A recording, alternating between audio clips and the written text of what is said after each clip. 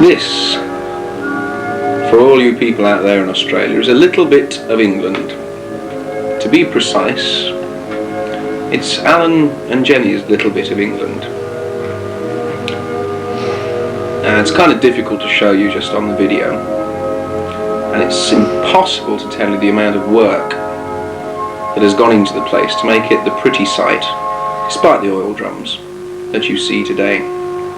I'll be having a quick look round the place, just to remind you what it's like back here.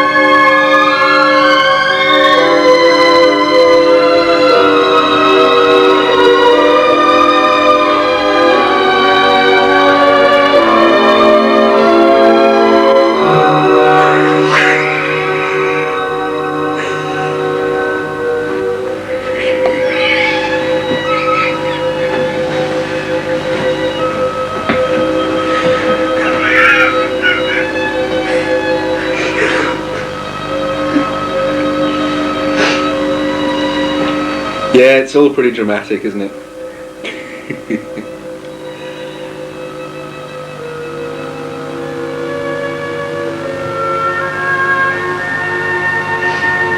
This is a very romantic shot of the Cala gas tank. We hope you like it.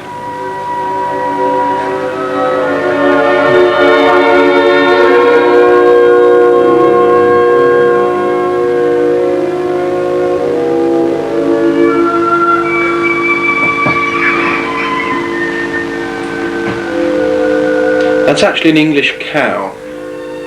You may notice a striking similarity to something that you call sheep over there in Australia, but don't be confused. We'll probably come back to them a little bit later on.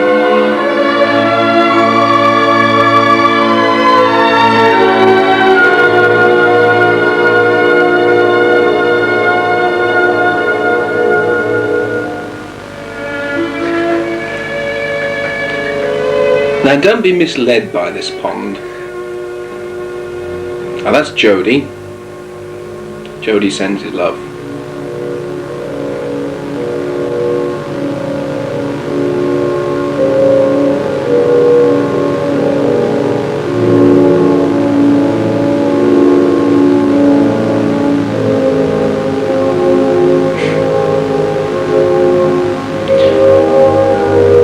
Now this is Alan when he's very, very drunk, walking down to the stables.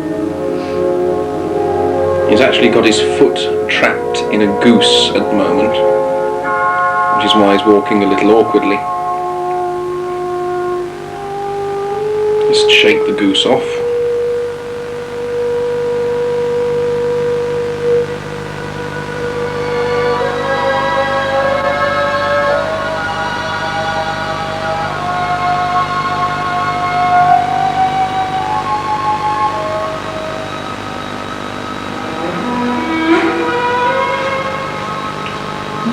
Let's having a look back to the house again.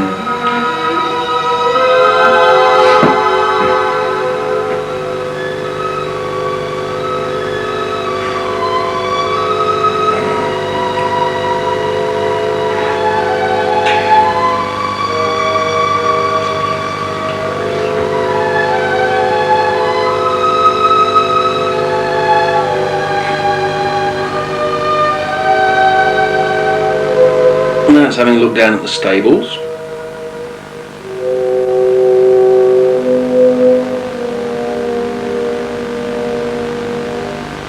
And this is Alan's company car.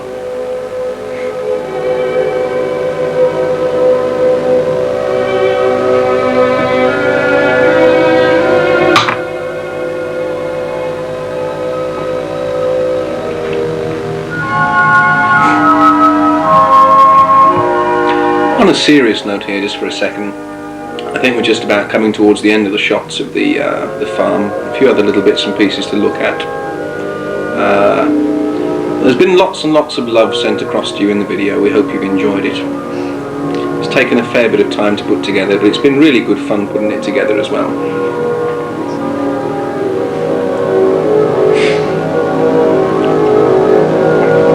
A few people felt a bit self-conscious in front of the camera, but basically they all sent their love across to you, and I hope you have a great time on the wedding. This little bit you're looking at the moment used to be populated by thousands and thousands of sheep until Alan accidentally fed them anthrax pellets one afternoon. So those horses are actually stuffed there. The reason they're not moving is because they're nailed there. But it keeps the place tidy.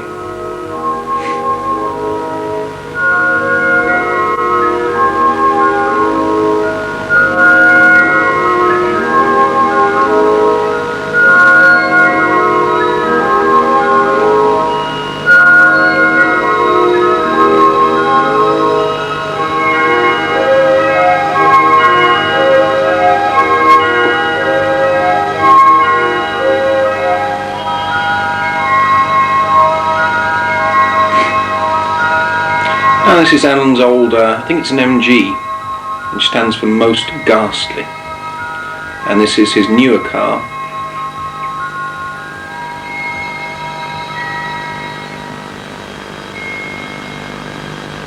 Oh, this is very, very interesting. This is grass, actually. Yes, it's really quite compelling. Can we have another look at it? No? Oh no, apparently not. Oh, we're having a little look through the stables now. Music's quite mischievous, isn't it?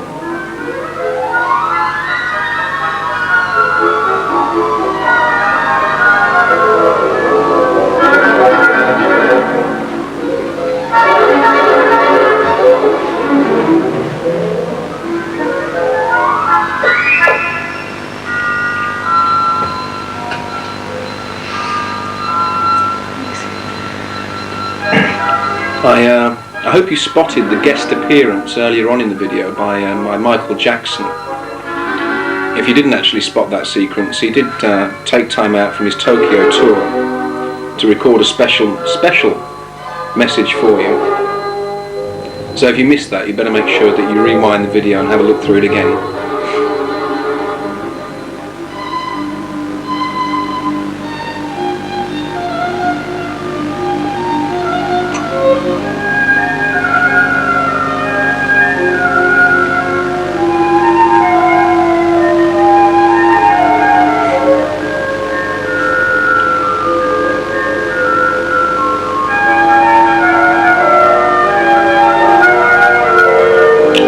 Cows there.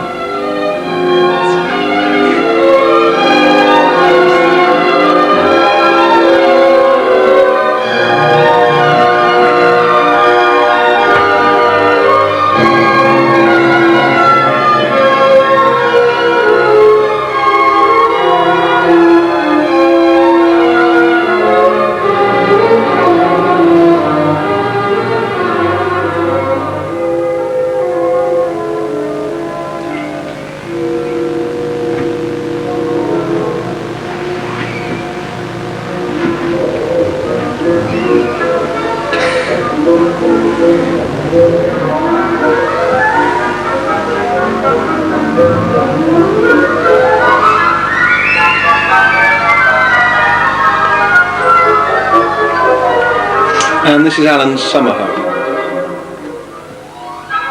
Yes, just behind there actually. There's a few sacks rustled together.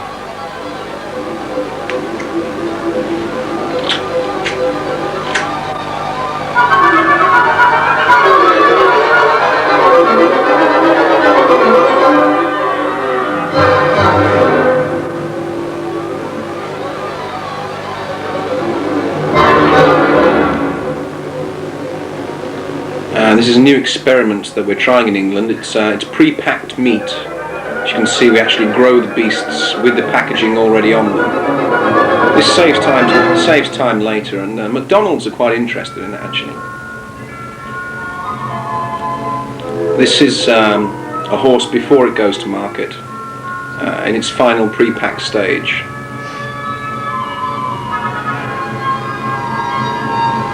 And this is what they look like at the beginning of the process.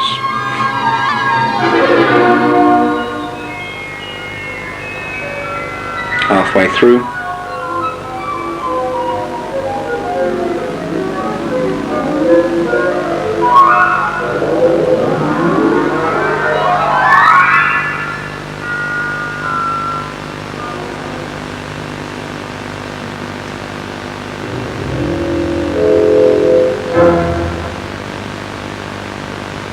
And that was an early failure in the experiment actually.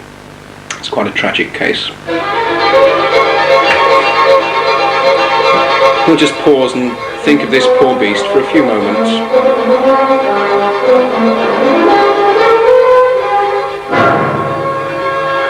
And we're on the run.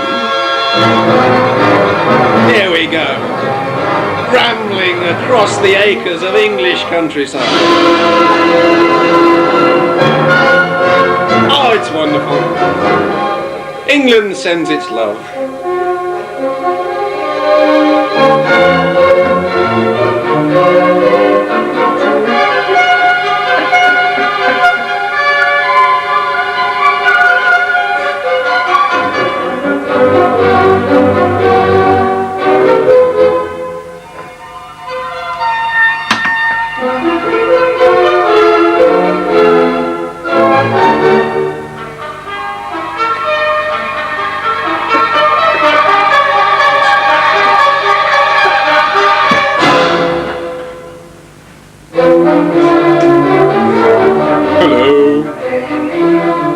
I'd like to introduce myself. I'm the new Foreign Office Minister.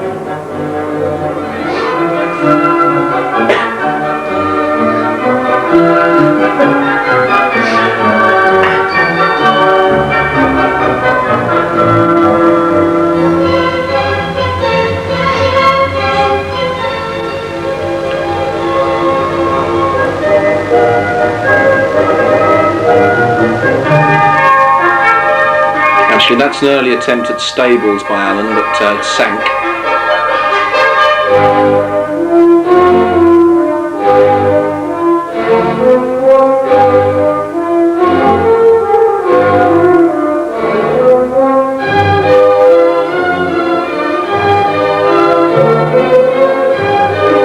This is Oliver. Oliver's only 4 months old.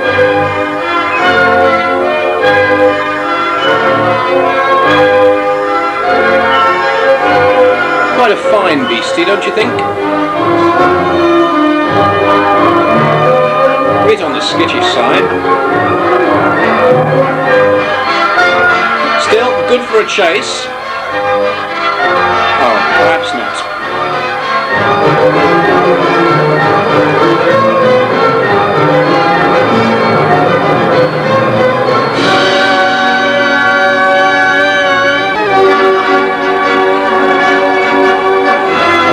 Run again.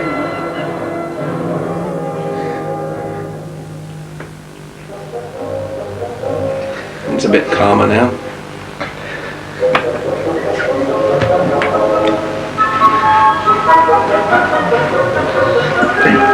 I think we're going back to the house.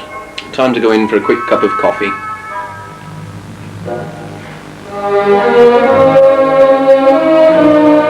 One final look. There's those cows again.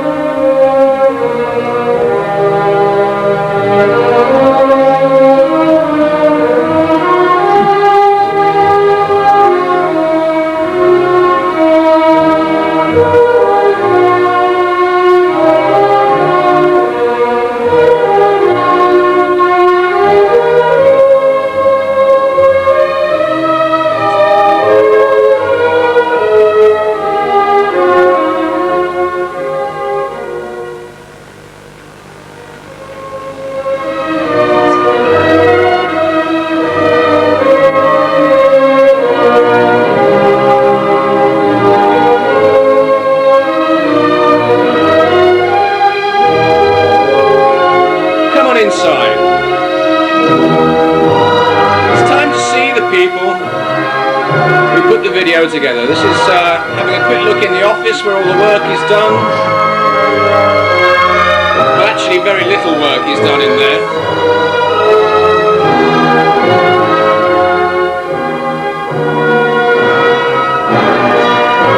And we'll have a look very quickly in the kitchen. We're going to be going through that door any second now.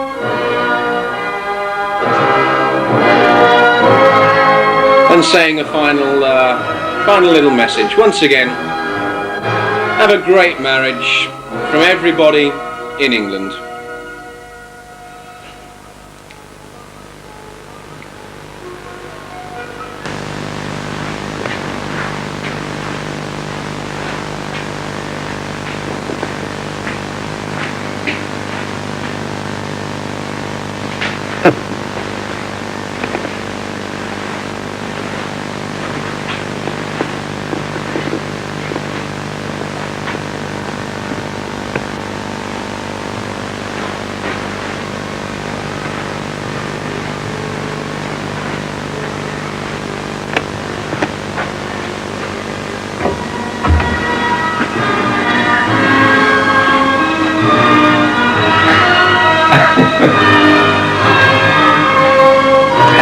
See, we're totally exhausted, completely worn out, and making what must be the longest running epic ever made by anybody.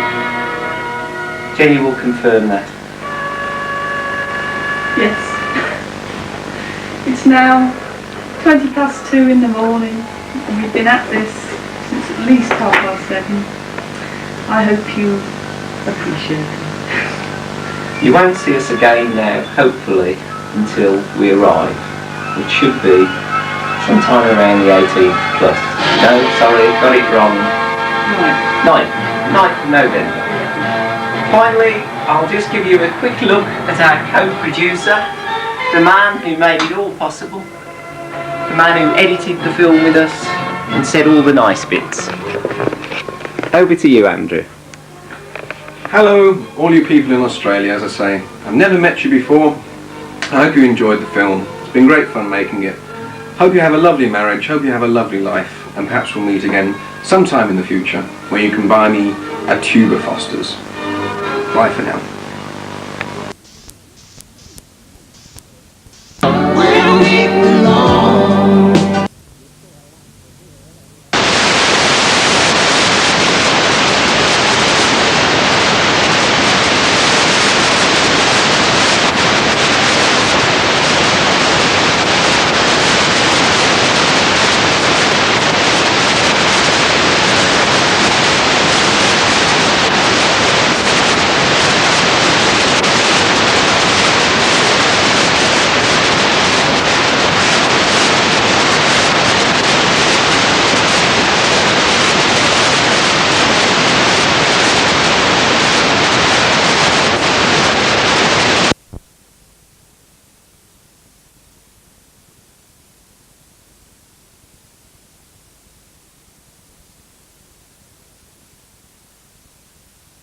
Lob the ball into a circle from some 70 metres, and I think I might just warm the old arm up. Speaking of warming things up, here's John Colwell with the weather. Thank you, Arthur, but the state's doing it for me with no help from me whatsoever. A very cool and pleasant day today, the second one in a row for those of us in Perth, but the last we'll see for a while. In fact, by the weekend, the word we'll be using is hot to very hot, and by that stage, the 42 degrees recorded at both Onslow and Shay Gap today might not look so uncomfortable. Last night, the coolest place to be was either at Metla or at Bridgetown, where the minimum reached only 8 degrees. Today in the city, our extremes were a minimum of 15.9 degrees at 5:30 this morning, rising to 23.2 at 12:10. Well, that was today. Tomorrow, I've already mentioned the warming trend, and it's most evident certainly in the west coast. Up 1 degree for Albany, 2 for Katanning, 3 for Bunbury, 5 for Perth, and 7 degrees for Geraldton. On the other hand, Kalgoorlie, you'll get the tail end of the cool change, and you're falling by 3 degrees tomorrow, but once again, it's only temporary. And so to the satellite photograph, taken as usual at 2 o'clock this afternoon, a little bit of diurnal activity up in the Kimberley, not showing at 2 o'clock, but by 3 I'm told Columbaroo was reporting some heavy rain, but basically that is only isolated. There are 2 weak cold fronts down to the south, no rain in them. The cloud from those will clear fairly rapidly during the course of tomorrow. There was a little trace of rain and some very light showers on the south coast as a result of onshore flow, that too clearing fairly rapidly during the course of tomorrow.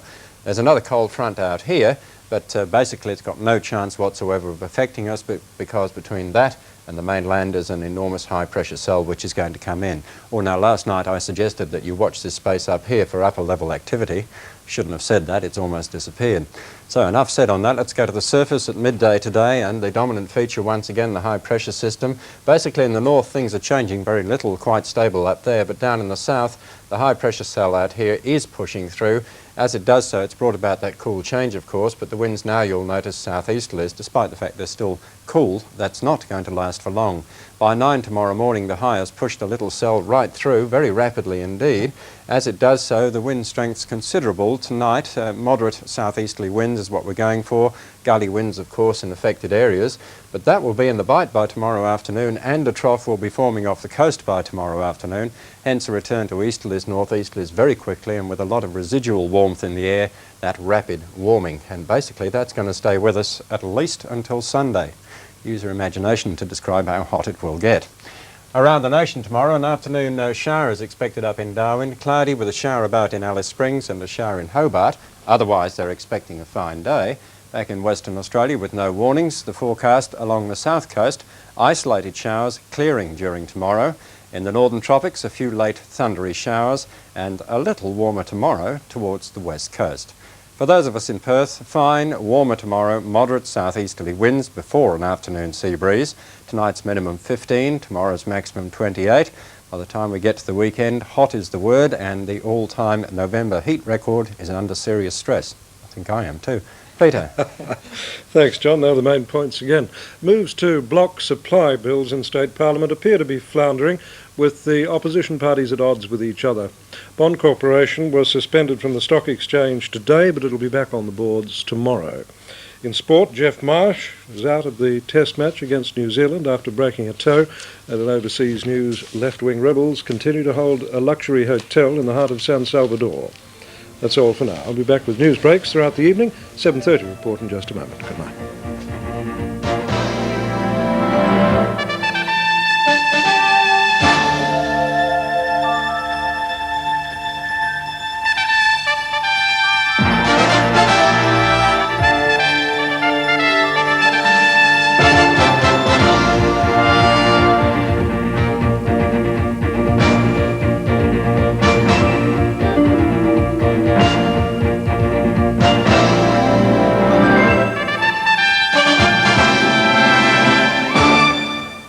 Hi, Geraldine Mellett with you for the 7:30 report. Nice to have your company. Tonight, a strong argument against our protection barriers. The just-released Garnett report makes recommendations, but not everyone's pleased. And from the United States, can we learn from new approaches to juvenile detention? Answer me! Yes, sir. Don't you do that shit here! Get in there and wash! Sir. Hey, you! I can still see dirt from here. Wash that head! We like to get their attention when they come in. Some of these guys have never been subjected to this type of discipline. And it's the first 30 minutes here is so important.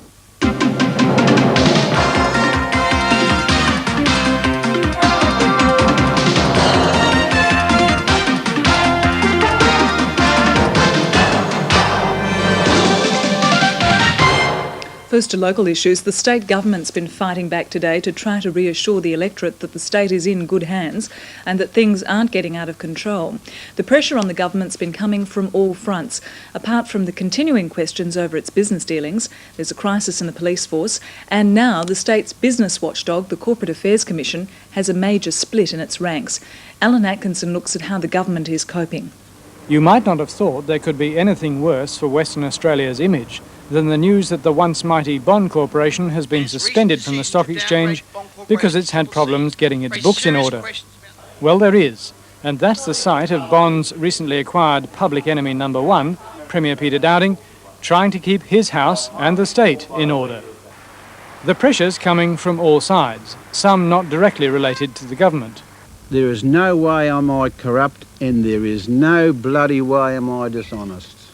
That was Deputy Police Commissioner Frank Peters last week defending himself after his office had been bugged by Police Commissioner Brian Bull.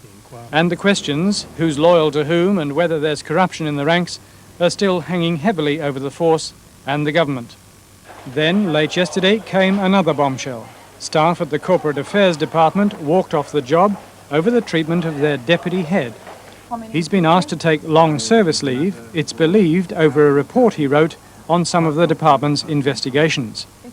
He's now taking legal action, but it's believed some of his concerns relate to the collapse of the Swan Building Society in 1987 and to the way the department handled the inquiries into incidents related to Rothwell's. In Parliament last night, Deputy Opposition Leader Richard Court alleged a Cabinet Minister had intervened in Corporate Affairs investigations, a claim denied by Premier Dowding. But then, of course, there are the massive losses associated with the failed petrochemical project.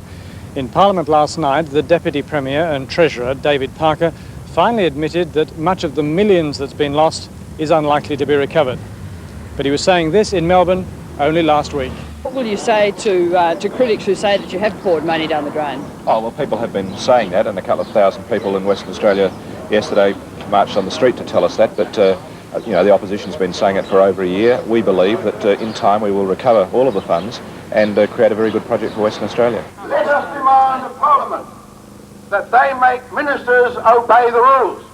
With a group called People for Fair and Open Government getting thousands to rally against WA Inc., the pressure is now on the National Party, which holds the balance of power in the upper house over any moves to block the budget or supply. Blocking the budget is, of course, a much bigger issue than, say, just holding up normal supply, because you are, in a sense, blocking all the other initiatives and things that go with the budget. Now, that, again, is a matter of very delicate political judgment, and I have to say it's the Nationals who really have to carry the burden here. It's the person in that balanced position that has the ultimate decision. That's why I see the Nationals as the one who have the really tough weeks ahead. Nationals leader Hendy Cowan says street marches don't make any difference to his party's stance. Only proof of corruption within the government would lead him to block supply. We have always said that blocking supply will require proof, irrefutable proof, of corruption by a minister or the corruption of the processes of government. We stand by that. The National Party members in the upper house, however, have yet to state clearly whether or not they will follow their leader's line. What is clear is that they want the Premier and other ministers to answer questions before a select committee of the upper house. And late today, the Premier was forced to defend his predecessor, Brian Burke. The opposition had asked whether Mr Burke had sought to delay action by Corporate Affairs in relation to the Swan Building Society. Mr Dowding said Mr Burke had categorically denied this. But a shadow over Corporate Affairs and therefore over the government still remains. The Premier did acknowledge that serious matters could emerge from an internal inquiry into the conduct of certain Corporate Affairs officers. I've made it clear that some issues could emerge from this inquiry, but you see, the person you've got to understand with the separation of powers, it's wrong for politicians to be involved in this matter. I have been informed about these things, I don't direct them. If you're a connoisseur of Italian shoes or Swiss chocolates or other overseas specialties, you're in luck. The price of many consumer goods will come down if the recommendations of a major report on Australia and Northeast Asia are accepted. The report, among other things, says Australia's got to remove all import duties by the year 2000. Paul Lynham explains. On Monday, we had the Macquarie Bank's gloomy boiling frog scenario. Our national debt spiralling out of control, with us blissfully unaware of the rising economic temperature, too silly to jump.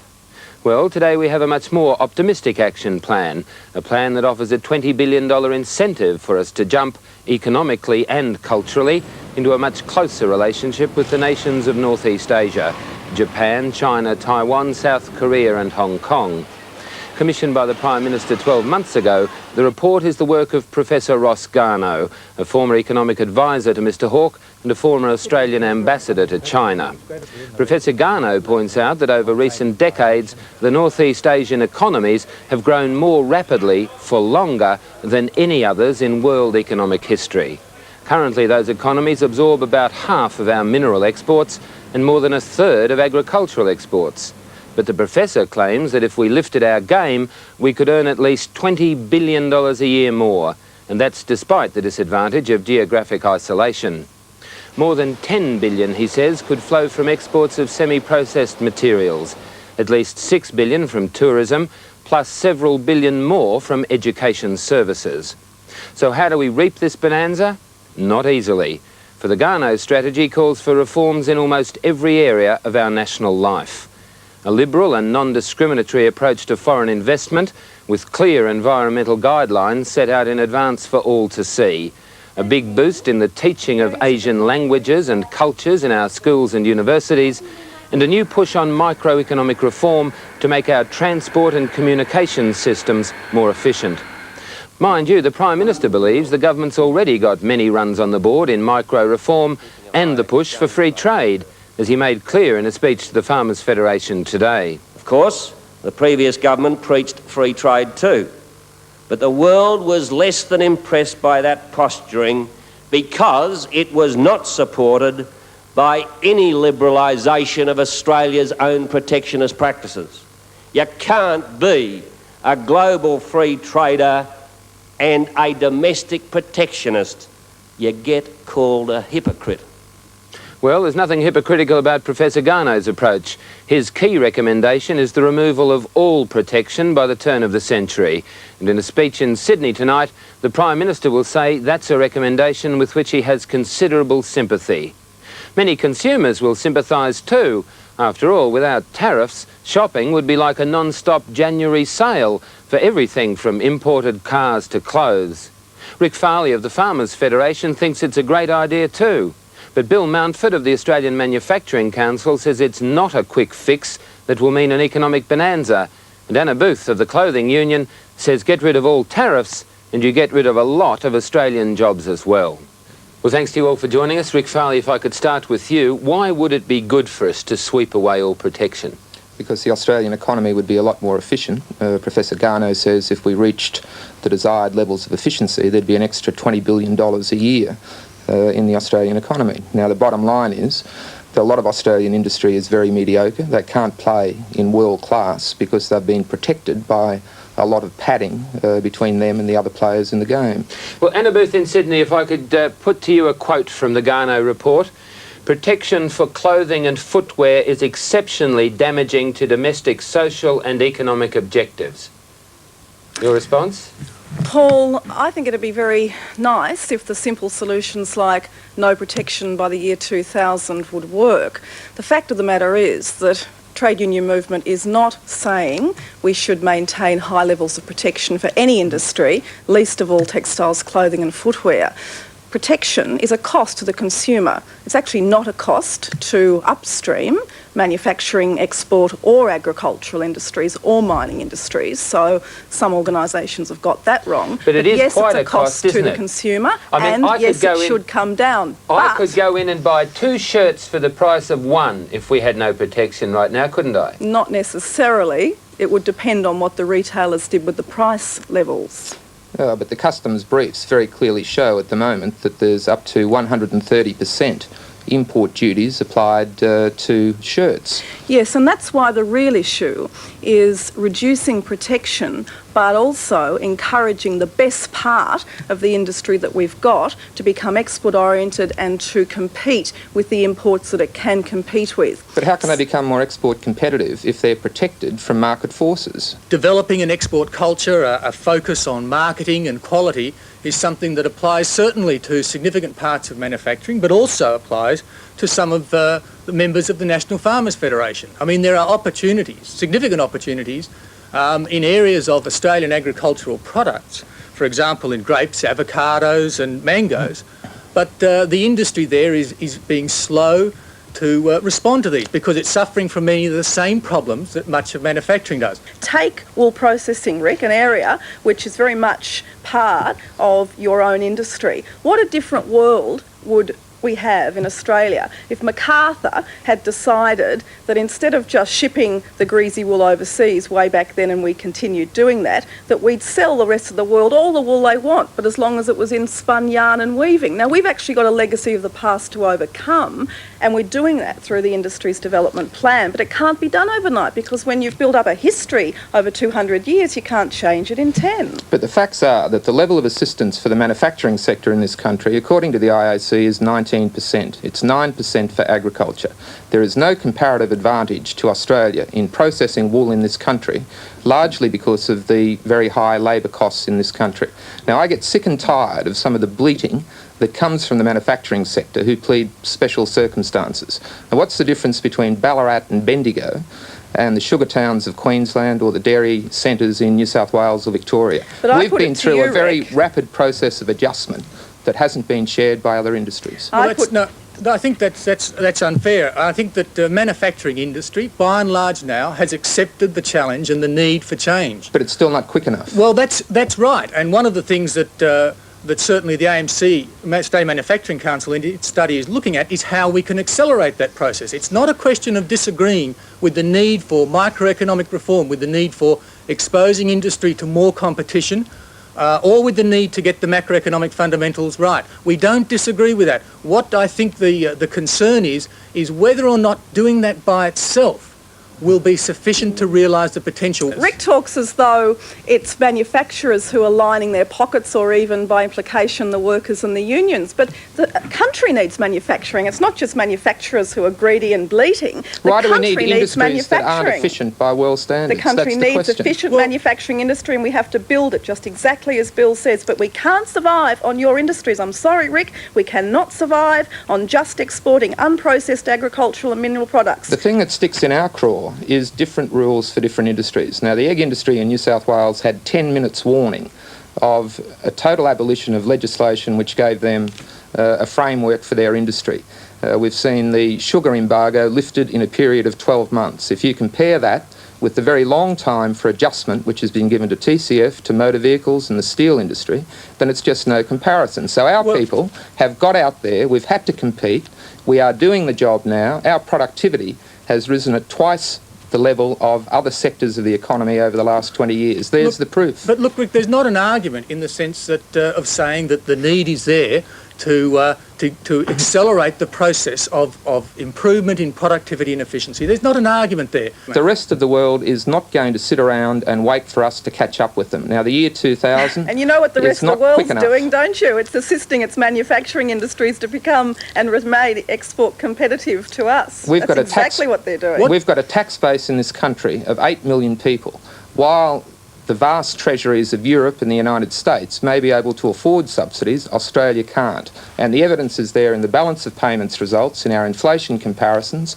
in the costs of unit labour costs in this country. But nobody's suggesting that subsidies are the way to go. Nobody's suggesting that what we need to do is to prop up areas of inefficient manufacturing, that we've got to continue to do that. What we've got to do is identify areas where we can be competitive, internationally competitive, and see if we can find ways of facilitating the move towards international competitiveness. Well, Bill Mountford, could I just intrude for a second here? Can you tell me how many export managers in the Australian manufacturing industry do you know who have any real working knowledge of Asian languages or Asian cultures, can find their way around a city and don't treat Asian customers as though they're simple-minded and have to be talked to in a very loud voice? Well, in fact, there are export managers who don't do that. I think it's wrong. It's wrong to paint all of these people. No, the answer is clearly not enough of them. What's going to make them change? And that's a major problem. And that's why you see the concern is that I think Professor Garneau's report is absolutely right in that there are major opportunities for us in the Asian area. The question is, are we well enough positioned to realise those opportunities, and will simply reducing tariff protection by itself provide us with the chance to realise those opportunities? Or do we need perhaps to look at ways in which we might ensure that we maximise those opportunities and don't simply assume that they're going to happen? But I don't know why we have to be in this artificial combat with the National Farmers Federation. Someone has to pay for protection which is currently given to the manufacturing sector. And at this stage, it's paid for by other export industries which are more efficient. People are losing their jobs in droves in textiles, clothing, footwear right now, and it's a situation which the union is tolerating because it realises that there has to be whole sectors of the industry which are dismantled so that the sectors which can remain and become more internationally competitive can grow and can provide jobs in the future. That's taking a positive approach. We've got to keep all the balls in the air at the one time and not just take the simplistic way out of cut tariffs for everything and the unseen hand of the market will make everything okay. The debate rolls on. Thanks to you all very much for joining us. Thank you. Thank you. My pleasure. As you may have heard in the news, Bond Corporation today suffered the embarrassment of suspension from the Australian Stock Exchange.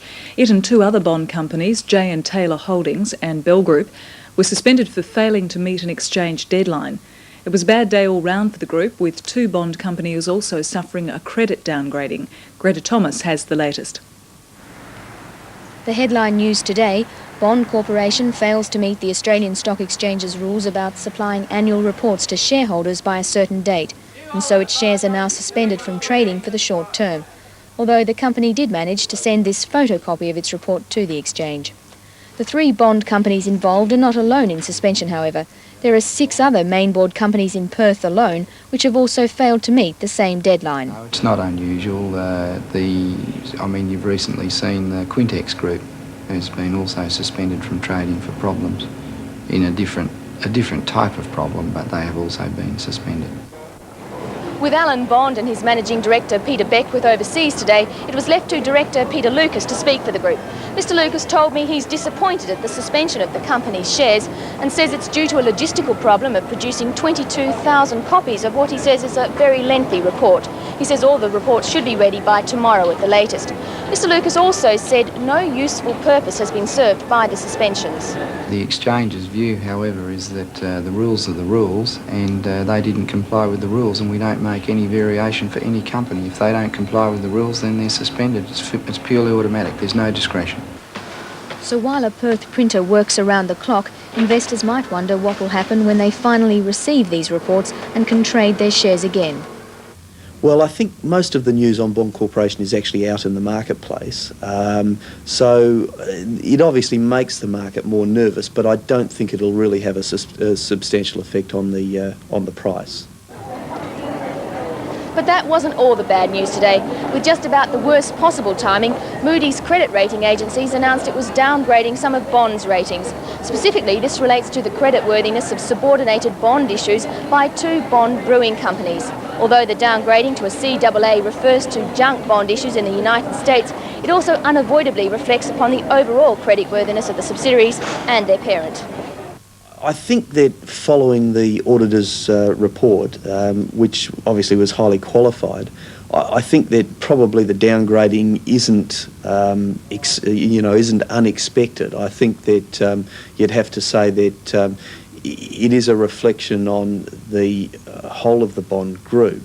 But I think the Moody's downgrading is really referring specifically to the brewing operations. How bad is a CAA rating? Well, a CAA rating is really a poor standard, and it means that there's potentially some jeopardy there. With today's news, how bad is it for Bond now? Well, Bond Corporation has been under pressure, and you'd have to say from the release of the auditor's report, the bad news is in the marketplace. Bond needs restructuring, and the restructuring is critical. That starts with the brewing assets. The brewing assets are the assets which are valued possibly at a higher level than what their book value is. So a deal on the brewing assets is very critical for the future of Bond. Bond Corporation says it's not that surprised at the credit downgrading of the brewing subsidiaries, following comments last week by their auditor expressing concerns about the group's ability to continue as a going concern. It says, however, it's confident the credit ratings will be rectified and that plans for a brewery asset sale to New Zealand's Lion Nathan are continuing. Alan Bond and his directors are working aggressively to secure the future of their empire with asset sales aimed at reducing their debt burdens. But they're working under siege, and news like today's can't help. As America's drug problems continue to plague its big cities, authorities are searching for new ways to deal with prison overcrowding and the failure of correctional activities. They're not always coming up with new ideas. Sometimes the attempted solutions are remarkably old-fashioned. Remember that old saying about the army making a man out of a boy? Well, some American prisons have adopted that philosophy by subjecting their inmates to tough military-style discipline. The theory is that young offenders will learn responsibility and useful survival skills from these harsh regimes. In the last 6 years, 9 American states have introduced these so-called boot camp prisons. Alan Hogan visited one of them in Atlanta, Georgia. Don't let me have to get on to you, boy. Don't let me have to come see you, and you damn sure better not come see me. Anybody got the money is who you sell to, right? Yes, sir. Any age. Because I know, and you know, that you really don't. And if you had any nerve and any guts, you do something about it, boy, but you just can't pump them up good enough, can you? These young men are all first offenders, and this is their first day in prison. Their crimes range from burglary to drug dealing. Normally they'd be given jail sentences from 2 to 4 years. Instead, they've been given the chance to spend only 90 days in this prison. But this is what they will have to endure for those 90 days. Harsh discipline and humiliation.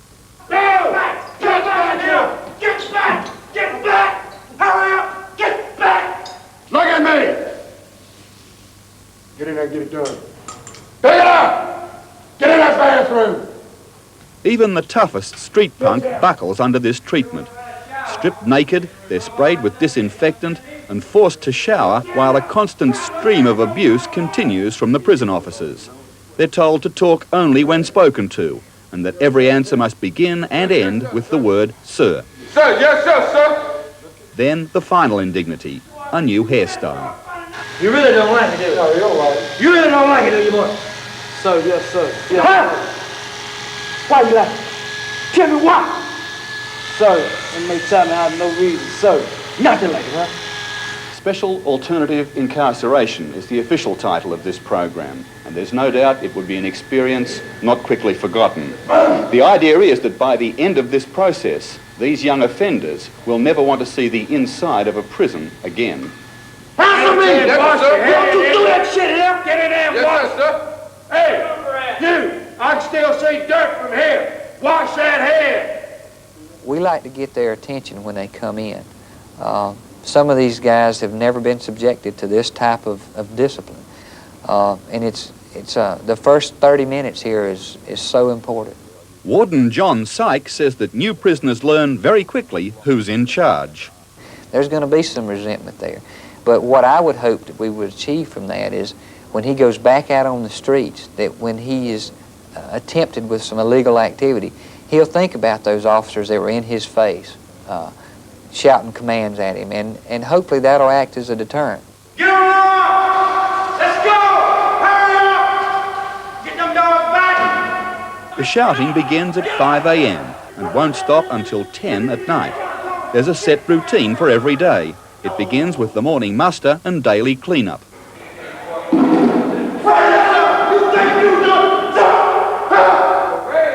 The slightest speck of dust can provoke an obscene tirade, while any deviation from the prescribed ritual leads to a torrent of abuse and the command of "give me 50," meaning 50 push-ups. Right now you're talking about people that are in the boot camps that will come out, that will basically go right back into the same environment. They will begin to sell drugs again, and you're talking about a drug sale of $300 salary per day and up. That's the recruiting level. So, I mean, how can the boot camps compete with drug dealers that are recruiting kids left and right and saying, you know, you can either go work to McDonald's for minimum wage or you can work for me for $300 a day. Ready, begin! I salute to the flag of the United States of America and to the republic for which it stands. On the surface, it's surprising that the inmates accept the indignities of life here without open rebellion. But all of them actively choose to come here, rather than face a much longer sentence in a prison with hardened criminals. The ultimate penalty for disobedience or defiance is revocation. That means they serve their full sentence in a normal prison. What are you looking at? Sir, nothing, sir. Put your right hand on your left ear. Put your left hand on your right ear. Pull your head out of your ass, stupid. Has it been tough? Sir, yes, sir. It's been pretty tough, but been able to make it through, sir. You proud of that? So, yes, sir. Very proud, sir. Do you mind me asking what you're in here for? Sir, burglary, sir. I got several counts of burglary and a couple auto thefts, sir. You were given an option, weren't you, whether you came here or went somewhere else? Yes, I had an option of 8 years in a prison other than this, or come here for 90 days, so I gladly took the 90 days, sir. And in retrospect, was that a wise choice? So, yes, sir. Is it easy to say what you have actually learned out of this process? I've learned a lot of self-discipline for myself, and I learned that prison's not a life that I would want to live, and that I want to stay free.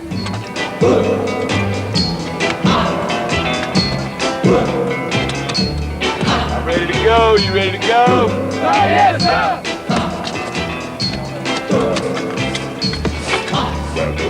No, it's not a colorized movie from the 30s. This is Georgia, America, 1989. Somehow there's something very old-fashioned about this place. The idea that redemption comes from hard work and tough discipline. But critics say this menial labour does nothing to prepare prisoners for life outside. Kids who come in illiterate go out illiterate. Kids who come in without employment skills go out without employment skills. 1, 2, 3, 4. 1, 2, 3, 4. You right. You right. You right. There's no doubt that the prisoners here need patience and determination to survive their 90 days. The question is, does it work? The answer is no. Not if your measure of success is how many of these young men will return to prison. About 1 in 3 of these prisoners will be back behind bars within 3 years. And that's the same rate for the general prison population. This is an alternative. It's something that the state of Georgia pioneered. It's something that we've got good results from. It shows that we are innovative in our treatment plans, that we just don't lock inmates up and throw away the key. And it shows that the trend of the future, that we've got to get more creative in how we deal with offenders, because we've got to get a handle on it. We don't have a handle on it at present. It's true that the terrors of this place aren't enough to stop many of its inmates returning to prison. But perhaps that's not the only test of its merits. Whatever the opinions of the experts, the graduates have reached their own conclusions. Were there times when you wanted to kick back, when you found the discipline too much? Sir, yes, sir. What did you do then? Sir, inmate just kept it locked up and kept a smile on his face, sir. What's been the best part of being here? Sir, inmate has learned a lot of self-discipline, and knowing that his family is proud of him because he made it through this camp without any DRs or no write-ups and no advisories. And inmate really likes that, and looking forward to going home this morning, sir. What's the future hold for you? Inmate has 4 kids at home and a good job waiting on him, sir. And inmate's going to school to be an auto mechanic. All day long they're saying,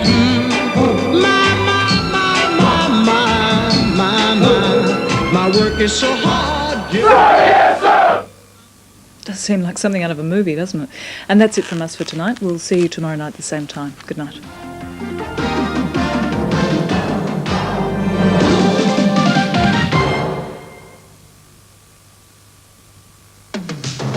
Awarded 20 prestigious Television Society of Australia Awards for television excellence.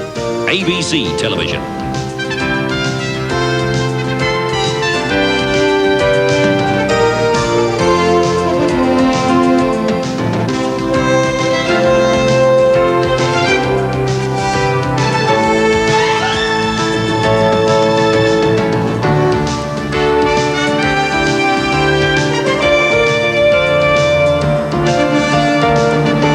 Congratulations to all Penguin Award winners. From your award-winning network, ABC. The child migrants were to populate the Commonwealth and Empire with British stock. They had no idea of the fate that awaited them. Thousands of kids were shipped across the world. Many didn't even know who they were. For some, years later, that was to change. She's still alive. She is. And I've met her. What's she like? Who sent them, and why were they deceived for so long? Lost Children of the Empire, an ABC special, followed by a Couchman discussion of the questions still unanswered. 8:30 tonight on ABC.